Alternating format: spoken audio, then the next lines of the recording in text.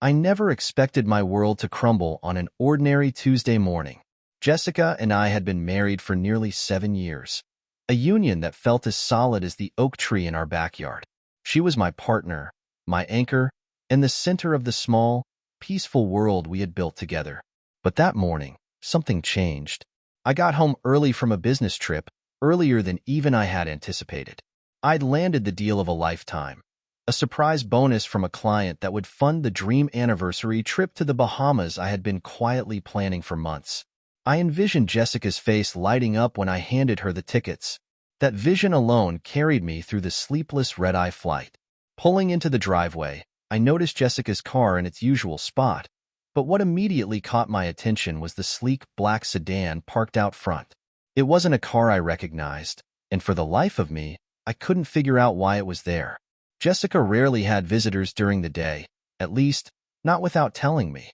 Brushing it off as paranoia, I gathered my briefcase and the envelope holding our tickets, letting myself in as quietly as possible to preserve the element of surprise.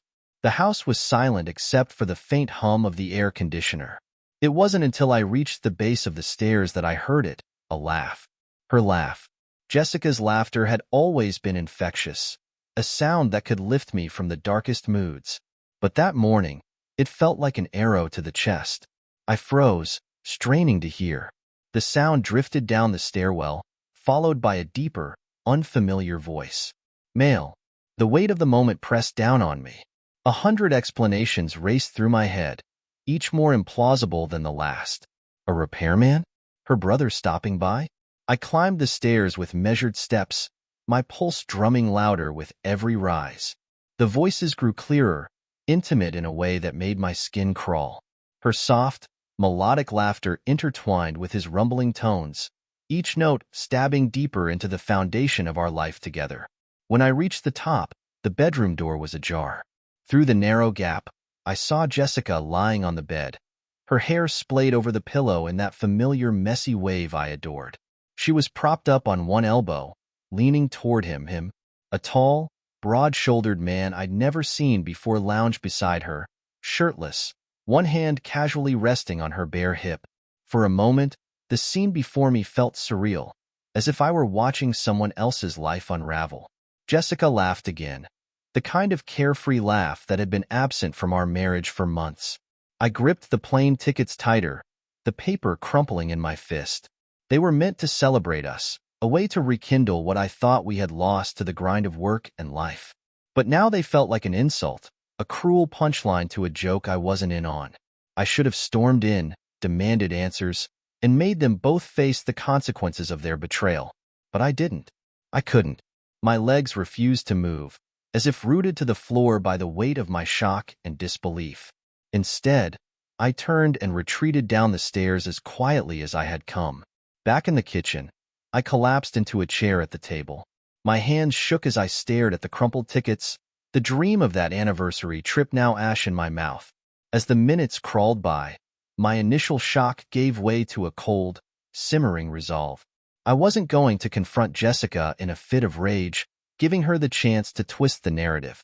No, I needed answers, proof, and I needed time to think. I spent the day playing the role of a dutiful husband. When Jessica came downstairs, freshly showered and glowing in that way she always did, I acted none the wiser. She kissed me on the cheek and asked about my trip, her voice as smooth as ever. If I hadn't seen it with my own eyes, I might have believed everything was fine, but it wasn't. That night, while she slept soundly beside me, I began my work. I started with her phone, but it was locked with a passcode, a new development. Jessica had always been an open book, or so I thought. Undeterred, I moved to her laptop. There, I found a trail of breadcrumbs, emails, and encrypted chats with someone named Luke. They weren't explicit, but the tone and frequency of the exchanges spoke volumes. By the end of the week, I'd installed small cameras in the living room and bedroom, as well as a tracking app on her phone. I told myself it wasn't paranoia. It was about protecting what was left of my dignity and sanity. The cameras paid off sooner than I anticipated. The following Friday, while I was at work, Jessica came home early. So did Luke. I watched the footage that evening, alone in my office. The sight of them, comfortable in our home, laughing and touching like teenagers, made my stomach churn. It was more than just betrayal. It was a complete dismantling of the trust and love I had poured into our marriage. And then, something caught my eye. Jessica took a small box from her purse, a pair of tickets to a concert happening that weekend. I recognized the artist. It was one I had introduced her to when we first started dating. That was the final straw. The betrayal wasn't just physical, it was emotional. Jessica had shared a part of herself with this man that I thought was sacred to us. I decided to confront Jessica on her terms, ensuring I held all the cards. The next day, I told her I'd be working late. Instead, I drove to the concert venue and parked where I could see the entrance. Sure enough, Jessica and Luke arrived hand in hand, laughing as they passed through security. I didn't make a scene. Instead, I snapped pictures, evidence for the inevitable fallout. When I returned home that night, Jessica was already in bed, feigning sleep. I sat in the dark living room, the weight of the day pressing down on me like an anchor. The man I had been a week ago, the naive husband who thought a trip to the Bahamas could fix everything, was gone. In his place stood someone colder, harder, and determined to reclaim the life that had been stolen from him. The following weeks blurred together, each day a balancing act between pretending everything was normal and digging deeper into the web of lies Jessica had spun. She acted oblivious, carrying on with our routines, smiling at me over breakfast, asking about my work like nothing had changed. Her facade was maddeningly convincing, but mine was better. Beneath the surface, I was unraveling her life piece by piece. It started innocently enough. While combing through our shared accounts, I noticed small discrepancies, odd withdrawals and payments I didn't recognize. Jessica had always been responsible with money, so seeing $400 transferred here, $250 there, set off alarms. The recipient was labeled as JL Consulting, a name that meant nothing to me. At first, I thought it might be legitimate. Jessica occasionally hired professional organizers or decorators for her freelance interior design gigs. But this didn't add up. The transfers were regular, weekly even, and far too high for what I knew she needed. A quick online search revealed no business under the name JL Consulting. That's when I knew there was more to this than an affair. I needed access to her personal finances. The cameras in the house had already confirmed my suspicions. Jessica was using a second phone. She was careful, hiding it in the vent above our closet when she wasn't using it. She must have thought I never noticed the moments when she slipped away to text or take a quick call. One evening, while she was in the shower, I retrieved the phone. It was a cheap burner, but I was able to clone it with software I'd bought online. The process was seamless. Her messages, call logs, and emails were all mirrored onto a device I kept hidden in my office. What I found wasn't just evidence of her relationship with Luke. It was a window into her shadowy world. There were cryptic messages referencing accounts, transfers, and targets. Luke wasn't just some random fling. He was involved in something bigger with Jessica, something that smelled distinctly like financial fraud. Using what I learned from the cloned phone, I dove deeper. Jessica and Luke had set up a joint account at a local credit union under fake names, Laura Jones and David King. I nearly laughed at how unoriginal the aliases were. The transactions were damning. Large sums of money moved between the joint account and a series of offshore banks. Jessica had been siphoning funds out of our joint savings for months, funneling them into this secret account before sending it overseas. The realization hit me like a freight train. Her betrayal wasn't just personal, it was professional. She wasn't just breaking my heart, she was robbing me blind. With every piece of information I gathered, Luke became less of a shadow and more of a tangible threat. Using Jessica's burner phone, I found his last name, Hastings, and ran it through public records. What I discovered was chilling. Luke Hastings had a history of financial scams. He'd been implicated in several Ponzi schemes, though he'd never served time, likely because he was smart enough to let others take the fall. His most recent venture had collapsed 2 years ago, costing investors millions. He was currently employed as a consultant, which I now knew was code for laundering money.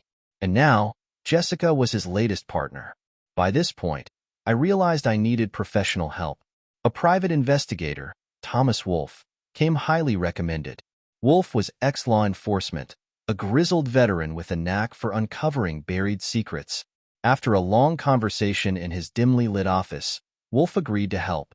His first move was equipping me with advanced surveillance tools, miniature cameras, discrete audio recorders, and GPS trackers. Together, we set up a network of monitoring devices, ensuring Jessica's every move was documented. The next time Jessica and Luke met at a hotel, Wolf's team was there. They bugged their room, recording hours of conversation that confirmed what I had suspected. Jessica was deeply involved in Luke's schemes. They talked openly about offshore accounts, fake identities, and ways to avoid detection. "We need to move the money soon," Luke had said in one recording. "Too many eyes on this one. Laura," he used Jessica's alias, "make sure the transfers go through this weekend." Jessica's behavior began to shift. She became more secretive, more on edge. She started working late, leaving earlier in the mornings, and taking calls in hushed tones. If I asked where she was going, her answers were vague, but her lies were easy to track. With the GPS tracker hidden in her car, I followed her movements. She wasn't going to work like she claimed. She was meeting Luke at a co-working space downtown. From there, they'd often drive together to a high-rise apartment I hadn't known about. The apartment was their base of operations, a safe house where they conducted business. Through the cameras Wolf installed, I watched as they huddled over laptops, whispering about numbers and plans. It was infuriating, but I held my rage in check. The deeper I dug, the more tangled the web became. Luke wasn't the only person Jessica was working with. A series of emails referenced another player, a woman named Clara. Clara seemed to be the mastermind, giving orders and managing the logistics of their operation. Jessica's emails to Clara were deferential, almost desperate, as though she was afraid of disappointing her. "The last transfer is complete," one message read. "Luke and I are ready for the next step. Let me know how to proceed." Who was Clara? And how deep did this conspiracy run? Despite all the evidence, there was one thing I couldn't figure out. Why? Why would Jessica risk everything? Our marriage, her reputation, her freedom, for a con artist like Luke? I found the answer buried in her emails. An old message from Clara stood out. "Remember why you're doing this. Luke saved you when no one else would. You owe him everything." Saved her? From what? Digging into Jessica's past, I uncovered a part of her life she'd never shared. Before we met, she had been drowning in debt, a failed business venture, mounting credit card bills, and a predatory loan that threatened to ruin her. Luke had stepped in, offering her a way out. He'd paid off her debts, but it hadn't been an act of kindness. It was a loan with strings attached. Jessica was trapped, bound to him by a debt she could never fully repay. I didn't know how much longer I could keep up the charade. Every night, as Jessica smiled at me across the dinner table, I felt the weight of the truth pressing down on me. She thought she was in control, but I was the one holding all the cards now. The time for revenge was coming. I just needed her to make one final mistake. The weight of my discoveries sat heavy on my chest, yet I knew I couldn't let it crush me. Every piece of evidence I gathered was a puzzle piece, and I was assembling a picture of Jessica's betrayal so vivid it was almost blinding. The more I learned, the more I understood that this wasn't just about her infidelity. It was about survival. She wasn't just cheating on me. She was using me. Our marriage, our house, even our savings, they were pawns in a larger game. And Luke? He was just a means to an end. The Jessica I thought I knew had never existed. I began laying the groundwork for my revenge in secret. Every morning, after Jessica left the house, I retreated to my office, a room she rarely entered, and mapped out my strategy. Wolf, my private investigator, helped refine my ideas. "If you want to make this stick," he told me one afternoon, "you need to be meticulous. You can't just blow up her life. You need to dismantle it piece by piece, so she can't recover." I started with the financial angle. Her secret account with Luke was already under scrutiny, but I wanted more. I worked late into the night, combing through Jessica's emails and documents until I found the trail that led to Clara. Wolf identified her as Clara Ellis, a financial mastermind who had been linked to several international scams but had never been caught. Clara was Jessica's mentor, her puppet master. And then, I found the file. It was buried deep in Jessica's laptop, hidden under layers of encryption. When I finally cracked it, the contents left me breathless. It wasn't just their operations, it was their plan for me. They had been draining our joint accounts to fund their scheme, but they had something bigger in mind: selling our house. My house. Jessica had forged my signature on documents, setting up a transfer of ownership to a shell company controlled by Clara. Once the sale was complete, I would have been left with nothing. No home, no savings, no Jessica. Not that I wanted her anymore. It wasn't enough to ruin their plans. I wanted them to feel what I had felt: the betrayal, the humiliation, the anger. But I had to be careful. If I acted too soon, I risked tipping them off. If I waited too long, I risked losing everything. So, I turned their own tools against them. I cloned Jessica's burner phone a second time, this time installing spyware that allowed me to track her in real time. Every text she sent, every call she made, every location she visited. It was all logged and sent directly to me. I also reached out to a lawyer, discreetly preparing for the inevitable divorce. I needed to ensure that when this all came crashing down, I would walk away with everything Jessica had tried to steal.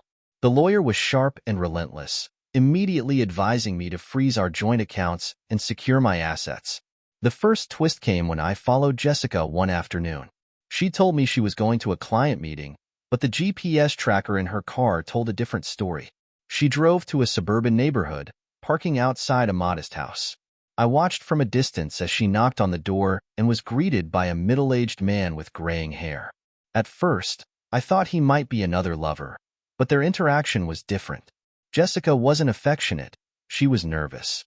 She handed him a manila envelope, which he opened briefly before nodding and inviting her inside. I stayed in my car, camera ready, and waited. When she left an hour later, her face was pale, her steps hurried. Wolf ran the man's license plate and discovered he was a private investigator, one Jessica had hired. The revelation was a gut punch. She wasn't just betraying me, she was watching me.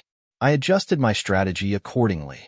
I made a point of being unpredictable, leaving work early some days and staying late on others. I started taking cash out of ATMs instead of using my credit cards, knowing she was likely monitoring my spending. And I stopped keeping notes on my plans, committing everything to memory instead. The second twist came 2 weeks later. Wolf called me late at night, his voice urgent. "We've got a problem," he said. He sent me a video clip captured from one of the cameras we'd installed in the apartment Jessica and Luke were using. In the footage, Luke was talking to Clara, his tone agitated. "I don't trust her," he said. "She's getting sloppy. If she screws this up, it's on you." Clara didn't respond immediately, but when she did, her words were chilling. "If Jessica becomes a liability, we cut her loose. You know what that means." It was clear Jessica had no idea she was expendable. Clara and Luke weren't partners. They were predators, and Jessica was their prey. Knowing this changed everything. My revenge wasn't just about me anymore. It was about ensuring Jessica faced the consequences of her actions while protecting her from becoming another one of their victims. I began leaking information anonymously. I sent the financial records I had uncovered to the IRS, ensuring that their accounts would come under scrutiny. I forwarded copies of their emails and messages to Wolf, who passed them along to contacts in law enforcement. But I didn't stop there. I wanted Clara and Luke to turn on each other. Using Jessica's cloned phone, I sent messages from her account, sowing seeds of doubt. To Luke, I hinted that Clara was planning to cut him out of the operation. To Clara, I suggested that Luke was skimming money off the top. The final piece of my plan was the house. Jessica had set up the transfer, but the sale hadn't gone through yet. I worked with my lawyer to block the transaction and file a claim of forgery against Jessica. If she tried to push the sale through, she'd face criminal charges. The tension in the house was palpable. Jessica was on edge, her lies beginning to unravel. She started asking questions, testing me to see if I knew anything. "Is everything okay at work?" she asked one evening, her tone casual but her eyes sharp. "Busy," I replied, keeping my expression neutral. "Why do you ask?" She hesitated, then forced a smile. "No reason. You just seem distracted." If only she knew. The final twist came when I discovered Jessica had booked a one-way flight to a country without an extradition treaty. The departure date was less than a week away. She was planning to run. and I was planning to let her think she could. The morning of her flight, Jessica was unusually cheerful. She hummed a tune while pouring her coffee, her usual guarded expression replaced with something close to relief. It was the face of someone who thought they'd won. "Big day today?" I asked, my tone light. "Not really," she replied with a smile, glancing at her phone. "Just a few errands." I nodded, feigning disinterest. She was a skilled liar, but she didn't know she was outmatched. Every step she had taken in the past week, every dollar she had funneled, every bag she had packed, every message she had sent, I knew. As she left for her errands, I let the silence settle around the house. It wasn't long before my phone buzzed. Wolf had sent me the signal. Jessica was en route to meet Luke and Clara at their apartment for what would likely be their final debrief before she disappeared. The trap was already in place. Weeks of preparation had led to this moment, every detail meticulously planned. Through the documents I had leaked, the IRS and the FBI were now well aware of Clara's operation. Agents were standing by, ready to act on my signal. But the most important part of the plan wasn't law enforcement. It was the illusion I had created for Jessica, Luke, and Clara. They thought they had orchestrated their escape flawlessly. They didn't realize they were running straight into a trap. I arrived at the apartment minutes after Jessica did, parking a block away. Wolf was in position nearby, watching through a discreet camera we had installed days earlier. "They're all inside," Wolf said through my earpiece. "Your move." When I knocked on the apartment door, there was a brief pause. Jessica opened it, her face draining of color when she saw me. "Matt," she stammered, glancing nervously over her shoulder. "Surprised to see me?" I asked, stepping inside before she could stop me. The room was sparsely furnished, a makeshift headquarters for their scheme. Luke and Clara were seated at a table littered with laptops and papers. Clara looked up first, her sharp eyes narrowing. Luke stood, his posture tense. "What the hell is this?" Luke demanded, his voice tight. I didn't answer him. Instead, I turned to Jessica. "You weren't even going to say goodbye?" Her mouth opened and closed like a fish out of water, but no words came. "Who is this?" Clara's voice was calm, but there was steel beneath it. "Let me introduce myself," I said, turning to face her. "I'm the guy whose life you've been siphoning away for months. The guy whose wife you turned into a criminal." Clara raised an eyebrow, unruffled. "You've got a lot of nerve walking in here. And you've got a lot of nerve thinking you could pull this off without consequences." I shot back, my voice cold. Luke took a step forward, his frame towering over me. "You need to leave." I smirked, my confidence rattling him. "I don't think so, Luke. See, you're not as clever as you think. I've been watching you. All of you." I pulled out my phone and tapped the screen, projecting a live feed onto one of their laptops. It showed a convoy of unmarked SUVs pulling up outside the building. Clara's calm facade cracked for the first time. "What did you do?" she hissed. "I made sure you get exactly what you deserve," I said, my voice low. "Every account, every transfer, every shady deal. It's all documented. The feds have it. Right now, they're coming up to meet you." Luke's bravado evaporated, replaced by panic. "You're bluffing," he said, but his voice wavered. I turned to Jessica, who stood frozen, her face pale. "You could have walked away," I told her. "You could have come clean. But instead, you chose this." The pounding on the door came seconds later. "FBI, open up." Clara shot me a glare that could have cut steel, but she knew the game was over. She darted for the window, but Wolf's team had thought of that. Two agents were already outside, blocking her escape. Luke lunged for a laptop, trying to wipe the evidence, but I stopped him. "Don't bother. It's all backed up," I said, satisfaction curling my lips. The door burst open, agents flooding the room. Clara didn't resist, but Luke put up a fight, shouting obscenities as they dragged him to the floor. Jessica stood in the center of the chaos, tears streaming down her face. "Matt, please," she whispered. I turned to her, my expression devoid of sympathy. "I gave you everything," I said, my voice trembling with a mix of anger and sadness. "And you threw it all away for this?" The investigation that followed was swift and thorough. Clara and Luke were charged with fraud, money laundering, and a litany of other crimes. Jessica, while not the mastermind, wasn't spared. She faced charges of conspiracy and forgery, her involvement too deep to deny. My lawyer insured the house, and the remaining assets were secured in my name. I filed for divorce the same day Jessica was arraigned. Months later, I received a letter from Jessica. She wrote from prison, pleading for forgiveness, claiming she had been manipulated by Clara and Luke. She begged for another chance, promising she had changed. I read the letter twice, then tossed it into the fire. Forgiveness wasn't on the table. Not for her. I wasn't the same man I had been before all this. Jessica's betrayal had shattered me, but in the process, I had rebuilt myself into someone stronger, someone who wouldn't be taken advantage of again. As I stood by the fire, watching the ashes of her words swirl upward, I allowed myself a small, satisfied smile. The storm had passed, and I had survived.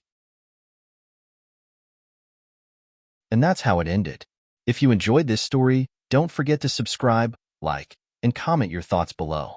Tell us, what would you have done in their shoes?